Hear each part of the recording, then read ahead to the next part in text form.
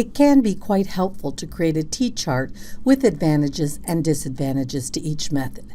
For example, if you're considering a lecture as one of your methods for content delivery, a T-chart can help you not only decide whether or not that method is the right one for your desired outcome, but it can also point out some challenges that you may want to address. So, for example, the advantages of a lecture are that it's cost-effective, that you can deliver a large amount of content to large groups of learners at the same time, that you can record the lecture for follow-up or remote viewing, and that the learners can ask questions if they're confused about the content.